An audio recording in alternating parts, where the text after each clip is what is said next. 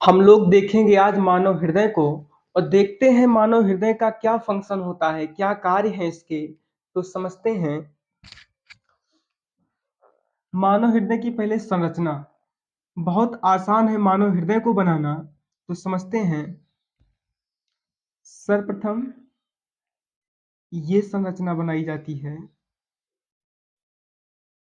उसके बाद में यहाँ से ये ज़्यादा एरिया लेना है। उसके बाद इधर लाते लाते ये सकरा कर देना है। ये ऐसे यहाँ, उसके बाद ऐसे ऐसे, ये ऐसे बनेगा। यहाँ से एक लाइन ऐसे जाएगी, ऐसे जाएगी एक लाइन। उसके बाद में ये ऐसे ऐसे, यहाँ पे एक वाल्व लगा होगा। एक वाल्व यहाँ से ऐसे लगा होगा। इधर देखते हैं, इधर से यहाँ से ये ऐसे, उसके बाद में ऐसे, फिर ये लाइन आगे बढ़ेगी। उसके बाद में एक ऐसे जाएगी लाइन, ऐसे। यहाँ पे एक वाल्व लगा होगा, एक वाल्व यहाँ पे लगा होगा। इसको बोलते हैं, नीचे वाले को पहले ऐसे देखिए, इसको बोलते हैं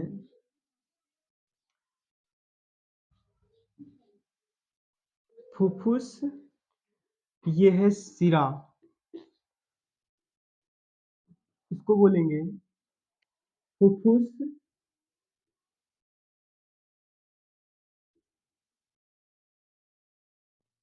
फुफ्फुस धमनी, कहीं कहीं फुसफुस धमनी लिखा होगा। यहाँ ब्रैकेट में लिख देंगे फेफड़ा। इधर देखेंगे, ये है अरोटा। अरोटा ब्रैकेट में लिख सकते हैं महाधमनी। महाधमनी। इधर देखेंगे, ये है सिराएं। ये क्या है? ये है सिरा।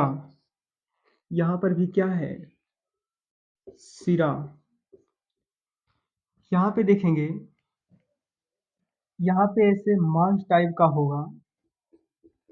सबका अलग अलग नाम है। तो देखते हैं, यहाँ पे ये लिक्विड टाइप का होगा जिससे ये चिपका होगा।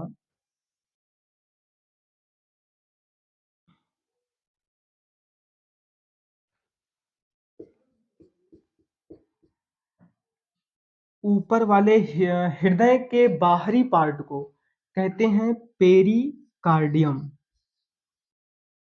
पेरिकार्डियम।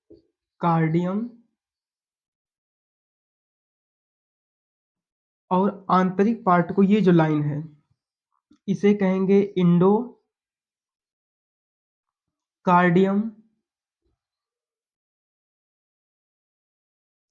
ये जो बीच में मांस भरी है, इसका नाम है मायोकार्डियम। मायोकार्डियम। मायोकार्डियम। आगे देखेंगे, ये जो दो हृदय हृदय दो पार्टों में रहता है। इधर लिखेंगे राइट, ये है राइट, तो इधर हो जाएगा क्या?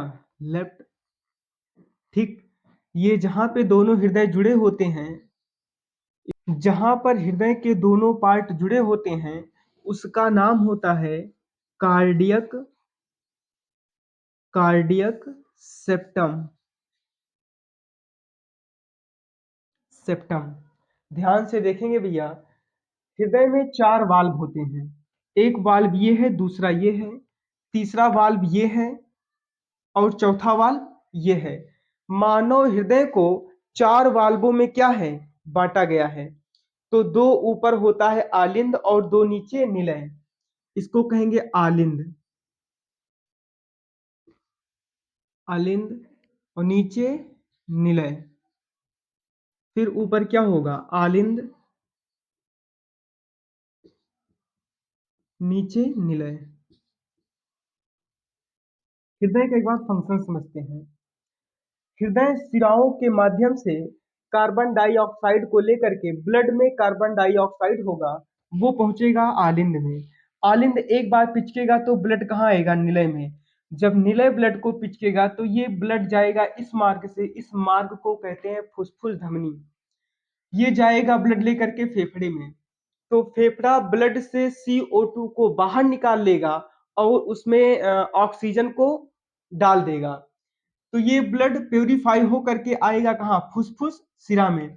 तो फुसफुस सिरा के माध्यम से, फुसफुस सिरा के माध्यम से ब्लड कहाँ आएगा? आलिंद में, जिसको कहेंगे शुद्ध रक्त। उसके बाद में आलिंद से ब्लड कहाँ आएगा? निलय में। निलय के बाद ब्लड कहाँ चला जाएगा? अरोटा, जिसको बोलते हैं महाधमनी। तो पूरा हृदय दो पार्टों में बटा होता है, दायां आलिंद, बायां आलिंद, दायां निलय, बायां निलय। आधा पार्ट इधर है, आधे पार्ट में अशुद्ध रक्त और आधे पार्ट में शुद्ध रक्त होता है।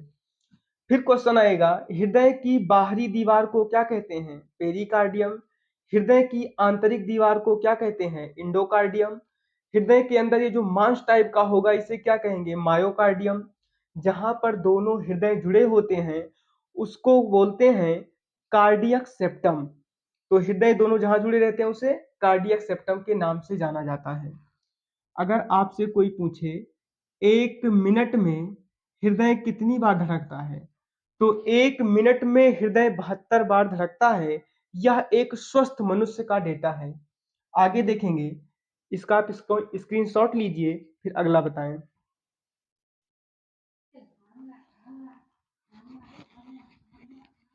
आगे देखेंगे हम लोग, इसी हृदय को आगे बढ़ाते हैं।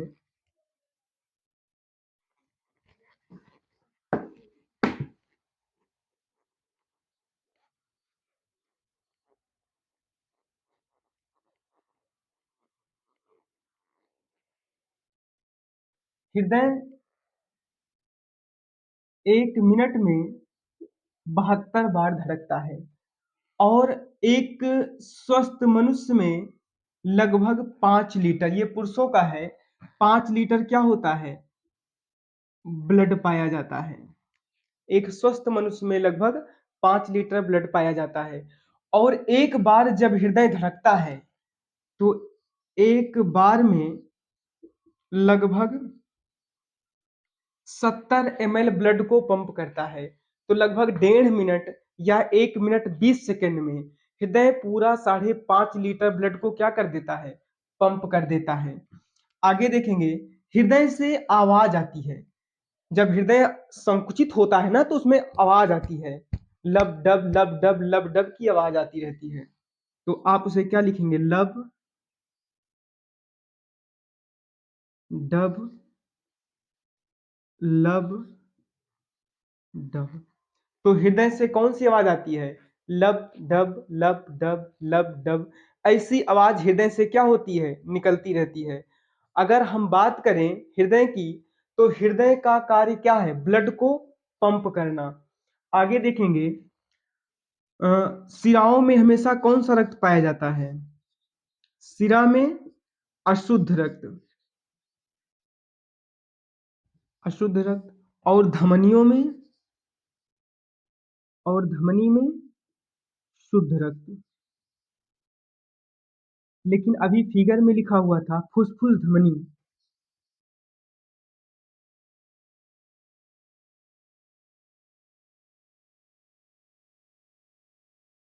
फुसफुस ध्वनि में तो अशुद्ध रक्त, अशुद्ध रक्त। अशुद्ध रक्त क्यों पाया जाता है? क्योंकि फुसफुस धमनी ही ब्लड को ले जाती है फेफड़े में। ठीक, तो उसमें CO2 युक्त रहता है तो उसे अशुद्ध रक्त बोलते हैं। और फुसफुस सिरा में,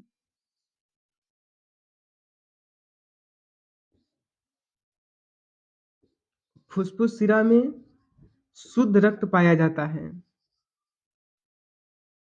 शुद्ध कैसे हो जाता है? क्योंकि फुसफुस सिरा के माध्यम से ही ब्लड बाएं आलिंद में प्रवेश करता है, तो इसीलिए क्या है, वहां पे शुद्ध रक्त पाया जाता है। उसके बाद में ब्लड आलिंद से निलय में आएगा, निलय के बाद ब्लड कहाँ चला जाता है, महाधमनी के मार्ग से पूरे शरीर में प्रवाहित कर दिया जाता है। आगे देखेंगे, अगर इससे पूछा जाए कि सिरा की दीवारें मोटी होंगी या धमनी की दीवारें मोटी होती हैं, आगे देखेंगे। तो जो सिरा होता है, सिरा, इधर क्या, धमनी, तो सिरा की दीवारें पतली होती हैं। तो सिरा की दीवारें क्या होंगी, दीवाल पतली, दीवाल, कहने का मतलब है नसें उसकी पतली होंगी और इसकी नसें मोटी होती हैं। सिरा हमेशा शरीर में ऊपर की तरफ रहता है, ये जो ऊपर बाहर नसें दिखती हैं ये सिरा होता है। तो सिरा ऊपर की तरफ होता है, लेकिन जो धमनी होती है, धमनी अंदर धंसी होती है।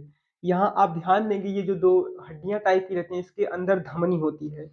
धमनी हमेशा क्या होती है, मोटी होगी, और ये शरीर के अंदर कहाँ होगी, धंसी होगी, नीचे रहती है। तो इसीलिए जब कोई भी अपनी नसों को काटता है तो वो सिराओं को काटता है। अगर धमनी को काट देगा तो बचना मुश्किल हो जाएगा। आगे देखते हैं, धमनी सिराओं में कौन सा रक्त, अशुद्ध रक्त, और धमनी में शुद्ध रक्त। फुसफुस सिरा में शुद्ध रक्त, फुसफुस धमनी में अशुद्ध रक्त। छोटी छोटी बातें यहाँ पे ध्यान देना है हमें। आगे देखेंगे, धमनी से ब्लड को पूरे शरीर में पंप किया जाता है, लेकिन सिरा से ब्लड को हृदय में लाया जाता है। तो सिराओं के माध्यम से ब्लड को हृदय में लाया जाएगा, लेकिन धमनी के माध्यम से ब्लड को पूरे शरीर में ले जाया जाता है। ध्यान से देखते हैं, एक छोटा सा फिगर है समझने के लिए। ये हृदय बना है, एक प्रकार से समझ लीजिए, मार्केट वाला है। अगर यहाँ पे रहेगा महाधमनी, उसके बाद में धमनी, उसके बाद छोटी धमनी, छोटी धमनी, उसके बाद ब्लड जाएगा कहाँ, केशिका, कोशिका नहीं, केशिका।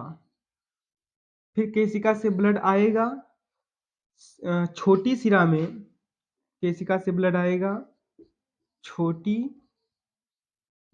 सिरा में, छोटी सिरा से ब्लड आएगा सिरा में,